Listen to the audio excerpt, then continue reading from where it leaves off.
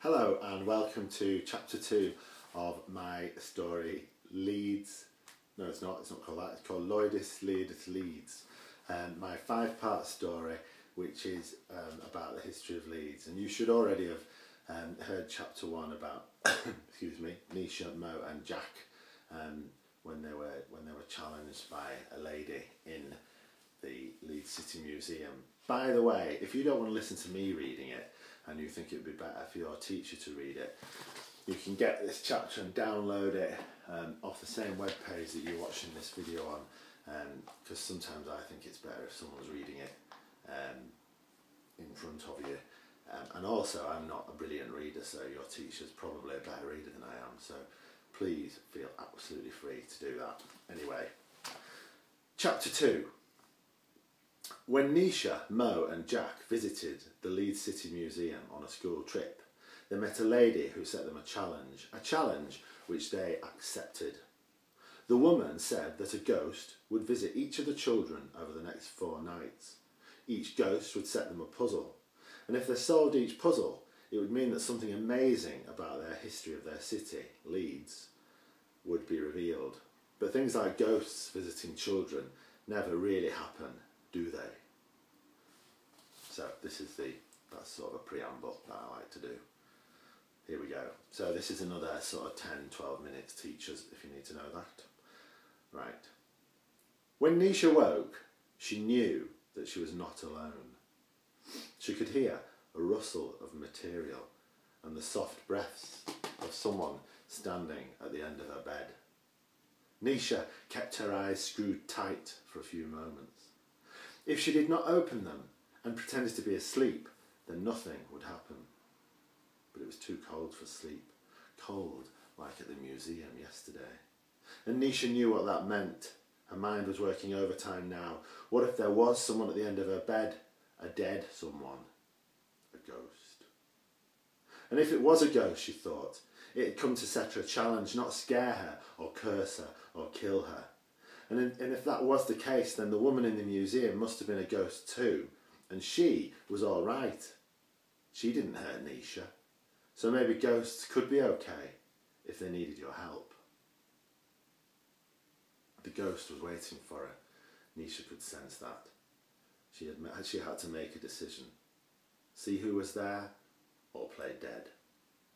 Nisha took a deep breath, then opened her eyes. There was a girl by the window, standing in front of Nisha's poster of Jessica Ennis. Underneath the 3 shelves of books that Nisha had collected and read over the past few years.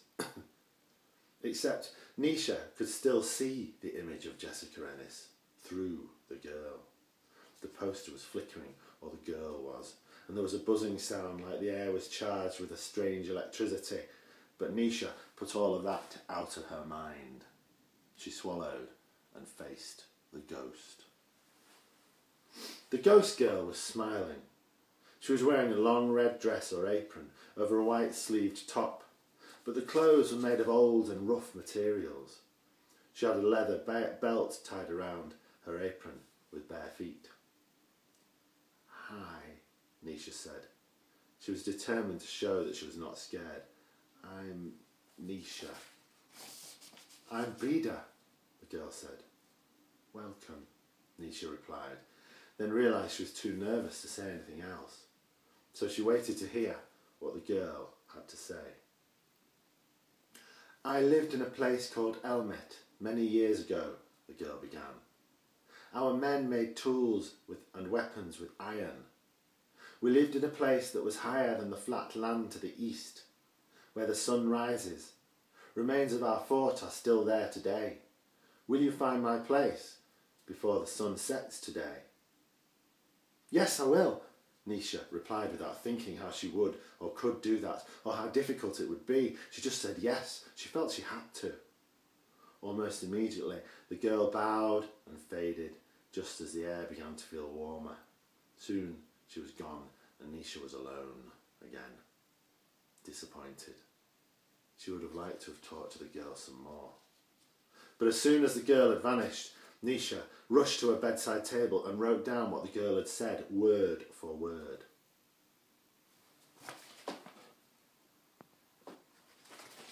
battery's going on my phone. Right. Is that all, she said? Mo asked. It's not much to go on. Nisha had summoned Mo and Jack to the small playground opposite their houses. The two boys sat on swings, staring at Nisha as she paced up and down. Were you scared? Jack wanted to know.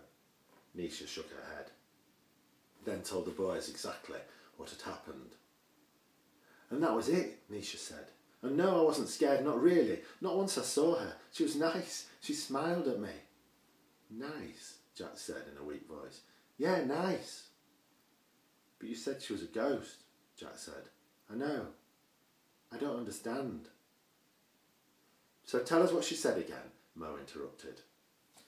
I keep a notebook by my bed, so I wrote it down, Nisha explained, taking a piece of folded paper from her pocket. She said, I lived in a place called Elmet many years ago. Our men made tools and weapons from iron. We lived in a place that was higher than the flat land to the east, where the sun rises. Remains of our fort are still there today. Will you find my place before the sun sets today? Now it's your turn. What do you think the clue that Nisha's just read out means? Can you find a place within Leeds that fits that description? Have a go as a group and before you read on and see if you can find out what Mo and Nisha and Jack did. So this is the point where you can now go and do a bit of research if you would like to. I'll just pause for a few seconds. And now I'll read the next bit. They took the number 64 bus from the city centre. Mo and Nisha's parents said they could make the trip, and as long as they always stuck together and played by the usual rules and stayed in touch by mobile phone. Jack's mum was out, so Jack decided just to go with his friends. The usual rules for Mo and Nisha, but not for Jack. This was all very new to him, and because of that, Jack was nervous. But he said nothing about it. He just stayed close to his two friends, making sure he wasn't left behind. The number 64 left Leeds on York Road, dozens of cars and trucks jostling east along 3 lanes of traffic. The children sat at the back of the bus so that they could face each other. Even though it was busy on the roads, the bus was quiet inside. Their destination, the Iron Age fort at Barrack in Elmet. So what do we do when we get there? Jack asked. Climb it, Nisha said. Stand on the top. Do you think she'll be there? Mo asked Nisha. Who? Your ghost. Nisha shrugged. I don't know. Will we know we're in the right place? Mo asked. How can I answer that? Nisha snapped. I know as much as you. After the main road and a couple of roundabouts, 20 minutes into the bus ride, they hit countryside. Fewer houses, more fields and trees and hedges. So is this still Leeds? Jack asked.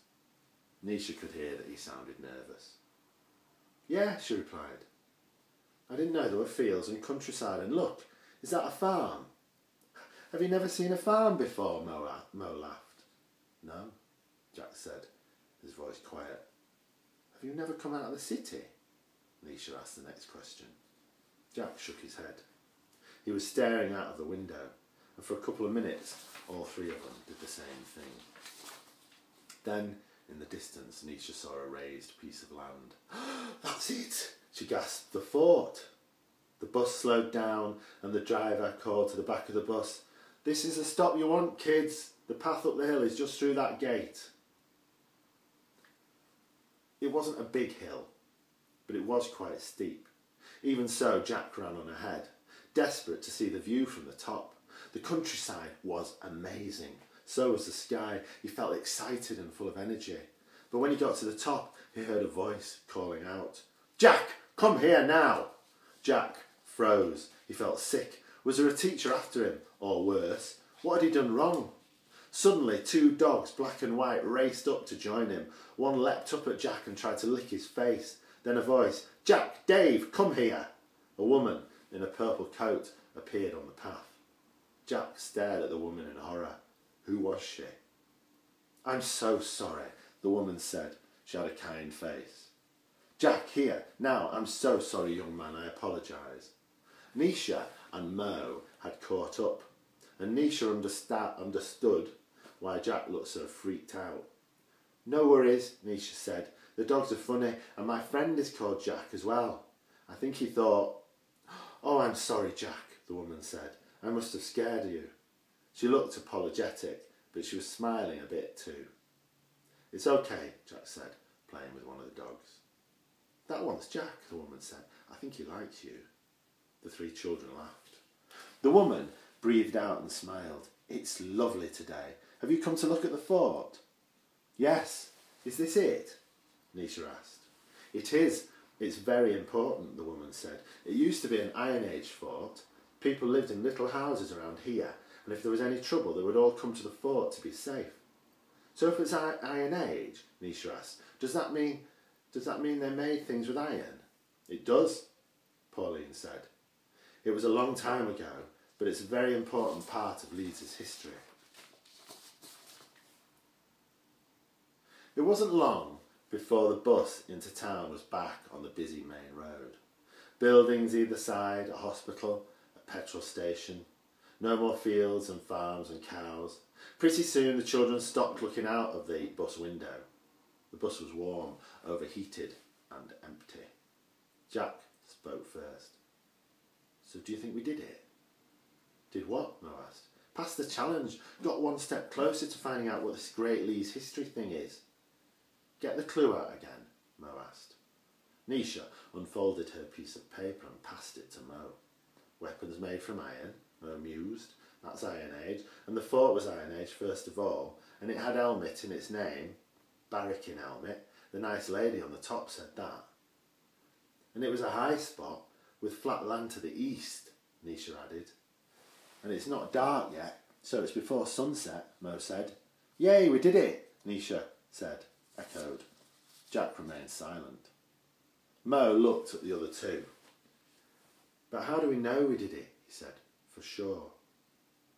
Because we did what we were asked, Nisha grinned. There was no sign though, Jack said. His arms were folded tight across his chest now. There doesn't need to be a sign, Mo said. I suppose we'll really know when one of you gets a ghost in the morning, Nisha interrupted. Mo nodded. Not to me, Jack said. What? I'm not getting a ghost coming to me, Jack scowled. Why not you? Mo asked. Because there's no such thing as ghosts, Jack replied.